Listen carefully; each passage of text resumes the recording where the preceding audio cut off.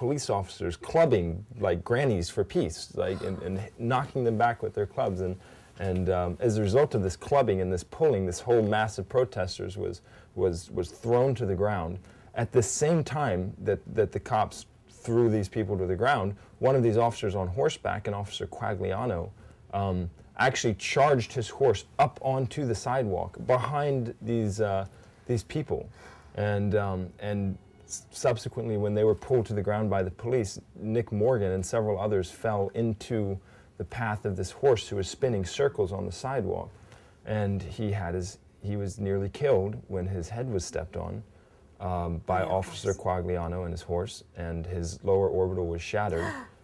Nick had surgery last Thursday. He's recovering. He had to get a titanium plate put in his face, literally, for his eye to sit on, to keep his eye from sinking. It's full reconstructive surgery. They really brutalized. They could have killed him if had that hoof hit a few inches higher on his head. Nick Morgan would not be the same person today that he was the day before that demonstration. Well, it sounds like he isn't the same person he was.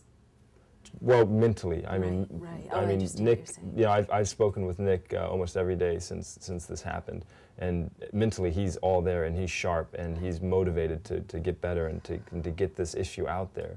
Because the fact of the matter is, while both of the mainstream candidates were fighting over Joe the plumber's vote in this final debate, Nick the vet was outside getting his head crushed, trampled by, and then getting ignored by the media. Right. Who? So let me just get this straight, because as an American, I'm so shocked by the sequence of events, although by now I shouldn't be, that I'm finding it hard to kind of wrap my brain around this. Your friend Nick served our country, fighting for freedom overseas, risking his life. Then he comes back, and with a group of other veterans who are being, their organizations being underfunded, their issues are not being addressed, he and other citizens try to exercise their First Amendment rights and assemble, and the Constitution gives us the right peaceably to assemble for a redress of grievances, which is exactly what you guys were talking about, a redress of grievances.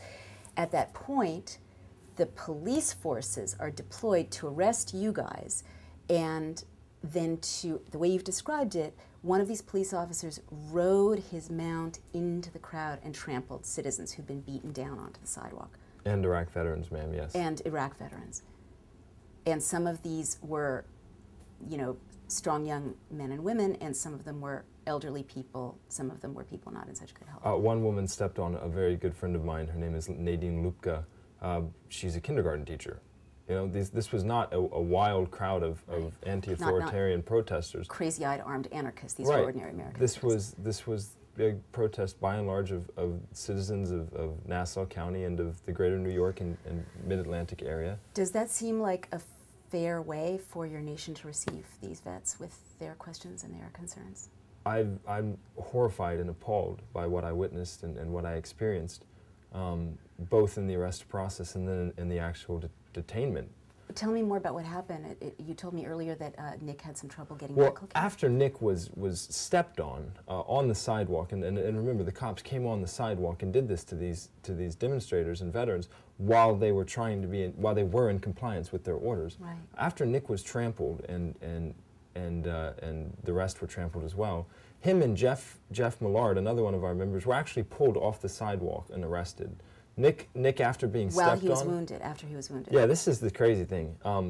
Immediately after people started getting stepped on, our members started trying to render first aid. I mean, many of our members are combat lifesavers, and as soon as Nick was stepped on, one of our members, Jabbar Magruder, who has become a personal hero of mine for the valor that he showed, and literally the seconds following what happened, when he charged more or less underneath this horse to get down on the ground and render first aid to Nick. Wow, and another one of our members ran in and put his hands up like this towards Officer Quagliano on the horse and said, "Step back, like you're gonna step on him again." And Jabbar didn't even hesitate. He was just like boom on the ground with him, and he was checking him. Such courage. And the cops came and shoot him back. They said, "Get away from him! Get away from him!" And he's like, "He needs help. Like I giving him first aid." And they were like, "Get away from him!" And they got away. And then the cops sat there and looked at him for like at least another 15 seconds and didn't do anything. And then they started jostling him. There's actually videos of these cops reaching down. Anybody who's been through any type of basic first aid course knows that if you suspect somebody of having a head injury or a neck injury, you don't move them. Right. You don't jostle them. And these cops jostled him, they twisted him, they rolled him over, they drug him off the sidewalk. He had huge bruises across his rib cage and his stomach from where he was drugged from the sidewalk.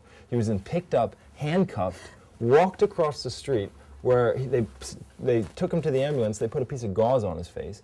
They brought him on the bus with the rest of us vets. Standing up, sitting up with his head injury? Yes. Not on a stretcher? Not on a stretcher. Like, they did not want to take him to the hospital. Like, they put him on the bus. Did someone ask them to give him medical care? It's crazy because, I mean, yes, as soon as he came on the bus, almost all of the vets who've been through basic first aid looked at Nick and didn't even know he'd been stepped on, didn't know what had happened. We just seen that he has blood coming out of his face and he's got this thing. But we look at him and we go, that man has a concussion. Right. And all of us, like, almost at the same time, started telling these officers, that man has a concussion. He needs to go to the hospital now. He needs immediate medical attention. And they didn't respond to this? Well, they responded, all right. They said, well, Nick didn't ask to go to the hospital. And we said, officers, Nick has a concussion. He's disoriented. He doesn't know his name. He doesn't know where he is. He's not responding to us. He cannot speak for himself. Please do the right thing and help my friend, get him the medical attention he needs. Right. And they literally responded by saying, too bad. And Nick sat there for, I would say, 5 to 10 minutes with us on this bus while we were horrified. Nick is one of my dearest friends in this movement. I literally love that boy. And there's not a police line I wouldn't march into with him. I mean, we were battle buddies in Denver. We were right there next to each other the whole way.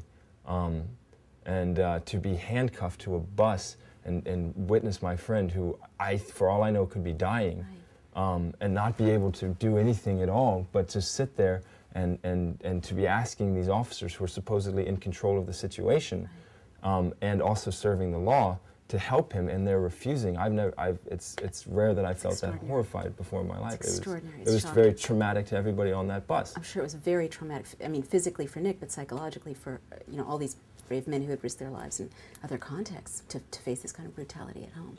Well, after about 10 minutes, Nick, we got him to come to. He finally opened his eyes and he looked at one of us. I can't remember who, but he said somebody's name.